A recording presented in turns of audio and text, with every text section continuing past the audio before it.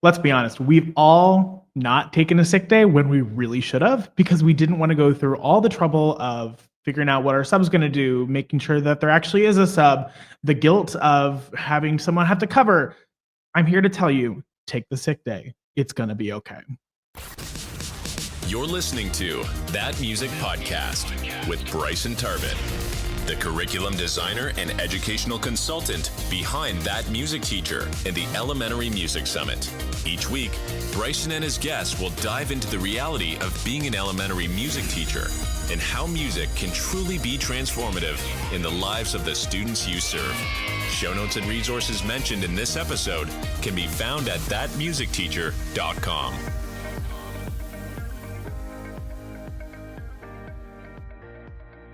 Hello and welcome back to this episode of That Music Podcast. Today, we're talking about something that is absolutely vital, but often overlooked. Giving yourself permission to take a sick day, whether it's for you, for your kid, for whatever reason. It's not about being irresponsible. It's about self-preservation and ultimately being a better teacher for when you are there. My good friend Grace Stevens always talks about how your energy teaches more than like anything else. I'm kind of butchering that, but it's kind of the same vibe. Basically, your energy, the energy that you bring into your classroom as a teacher is so important. So if you're coming in there like not okay, your students know. And what you're giving is not your best. And there's a difference between being your best and, going in when you're not feeling great and like going in when you just had an appendix taken out and you're like still having vertigo. Hi, I've done that. So today we're going to be talking about how we can do this without feeling the guilt. We're going to acknowledge the guilt and the kind of terrible system we're in. But then we're going to talk about how we can actually like really empower you to just take the sick day and not feel bad about it. Before we get too far in, I want to kind of share a personal experience. So when I first started, my first foster placement was kind of a whirlwind. Obviously when she was placed with me, I had to take off some time before I could figure out childcare and things like that. And then essentially we went right in from an initial placement to an inpatient hospital setting. She ended up being fine, but like we were in the hospital for about a week. So obviously I was there with her and I was not at school. And thankfully I had wonderful administrators, wonderful colleagues, and everyone was really supportive and understanding. But let's be honest, my not being there did create more work for people.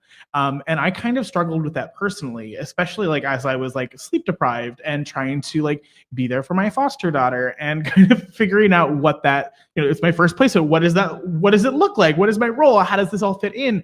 And, I think that, now that I've had some time to kind of process that and understand it, I think that we've all been in that situation to some degree where we are hyper aware of the fact that us taking time off or taking a sick day is, whether we like it or not, creating a little bit more chaos at school.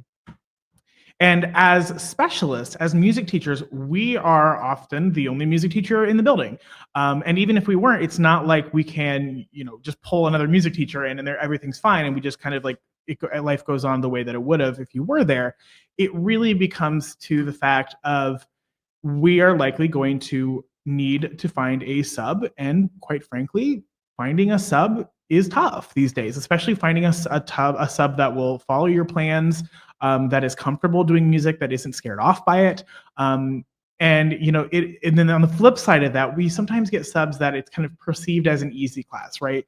You just show up and you press play and everything happens.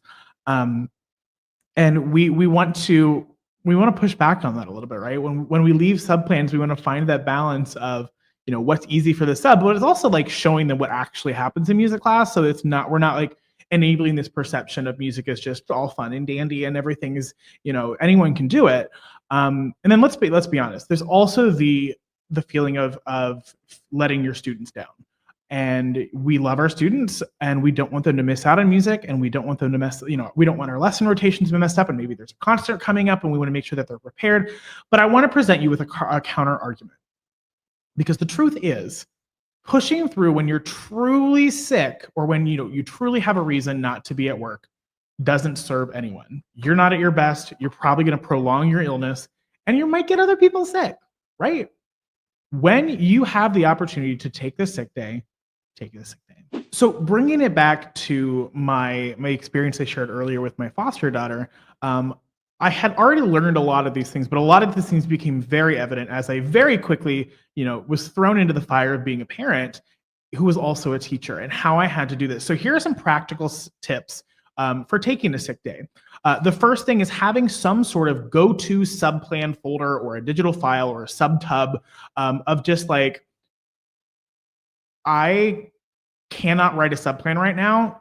You will survive with these plans. The kids are going to have fun. It's going to be okay. They might not be your best subplans. They might be like the most aligned with what you're doing in your curriculum right then and there. But really giving, some generic, easy to follow lesson plans ready for a sub or for, a teacher that might get pulled in there at the last minute. So focus on activities that a non-music sub can handle, because let's be honest, most of us are not going to get a music sub. So think like music listening activities, having some responses, some music games that they already really know, and then also write up the real rules really clearly. Some simple movement activities, maybe some play along videos on YouTube with some, instruments that they're not going to destroy. Things like that. Meet the composer, different videos, instrument identifications. And what the importance here is you want them to be minimal prep. You want to basically say, hi, principal, I'm not going to be in. This is what they need to do. They need to open this folder and it'll tell them exactly what to do. And that's really all you need to do. Or put it into ASOP or whatever. So we're going to be diving deeper into how I use digital subplans in episode 207, but I want to briefly mention digital subplans because biggest change of my life. Essentially, what I would do is, I had a couple of, in case the internet was out or whatever, because let's be honest, the internet's always out. But like physical printed plans that could be used. But the vast majority of the time, especially like when I was in the hospital with my foster daughter, I was updating essentially a Google Doc every day with new lesson plans, or every rotation with new lesson plans in this Google Doc in the digital nature, so I didn't have to go in. But we'll talk about that more in episode 207 if that's something you're interested in. Another thing that's really important to having a successful day when you're not there is empowering your students and your sub by making sure that they know the routine when you're there. So practice what you're doing. Practice the things that you're going to be doing with a sub. Don't give a sub something brand new, like this huge complicated game, if they've never played it before, because it's going to be complicated, especially if the sub doesn't really know the game. And this is really going to be huge on a sub day if you are very clear in your expectations of like, hey, like, when I'm not here, XYZ, or even when I'm here, like these are the expectations. Having a visual schedule for the sub can be really helpful. Clearly label any instruments or materials if they're part of a sub plan. So for instance, in my subtub that I had, I would have a folder that said, this is a kindergarten lesson plan. Can you check off when Mrs. Kane's class has completed it? That way I knew that they didn't do the same plan 4 times in a row, So again, all we're doing is setting your students up for success so that your sub can be set up for success too. So whatever we can do to make it as simple as possible, and as do this, then this, then this, then this, then this, and go home. That's going to be very helpful. Now, let's talk about actually taking the sick day. First of all, there are, depending on where you are and your union contract or non-union contract or whatever your contract, there are certain things you have to do, right? Like if I'm not going to be in, I have to put it into Frontline or ASOP or whatever it's called, basically so that a sub can at least attempt to be found. And the goal is to put it in as soon as you can, right? You're not going to put it in a sub like 5 minutes before the school day starts, unless obviously something is wild. But so basically follow the rules. If you have specific things that you need to do, but like, don't feel like you need to over explain to your administration. Like I know for me, my contract pretty explicitly said, like, if I'm taking a sick day off and I'm putting it in appropriately, I don't have to tell you where I'm going. I don't have to tell you what's wrong. I often did. I would say like, hey, I'm homesick. My foster daughter's in the hospital. Obviously that was a different thing. But if I'm just taking like a sick day, I would just be like, hey, I'm putting a sick day. That's how you know. And then there were certain things like if it was so many days in length, I would have, they have the opportunity to ask for a doctor's notes or certain things like that. So be aware of those rules. You don't have to give them a play-by-play of your symptoms. You don't have to say that, you're da-da-da-da-da-da-da. You could just say, hey, I'm not going to be in today due to an illness, or hey, my son's sick or whatever. And then from there on, trust your administration to find a sub. It's their job. And if they don't, it's going to be okay, and it's not your fault. And I think that's the biggest struggle is do whatever you can. For instance, if you know that you are really sick and you are likely going to be sick in the morning, put the sick day in the night before. Give whatever powers that be the best chance of finding you a sub. But if they can't, that's not on you. It's not your job as a teacher to fix the sub shortage. And then our final tip is to let go and trust that things are going to be okay. The classroom will survive. Your kids are going to be fine. You might come back to a mess sometimes, and that is part of the drawback. But the reality is that it is important for us to accept that things might not go exactly as you would have done them, and that's okay. The goal is to keep the students safe, engaged, and happy, not to have a perfect music lesson in your absence. You need to focus on resting and recovering, not worrying about what your students are doing at school. So to wrap all this up, I want to make very, very clear. Taking care of yourself is not a luxury. It is a necessity. You cannot pour from an empty cup. And you are part of a broken system, likely, as an educator, but that's not your job to fix all the parts. Sometimes you are just part of it. And you need to trust that the other people that are part of it will do what they need to do so that you can take a sick day. It's really important. Give yourself permission to rest. Your students need a healthy, present teacher. And sometimes that means taking some time away from them so that you can get to that state.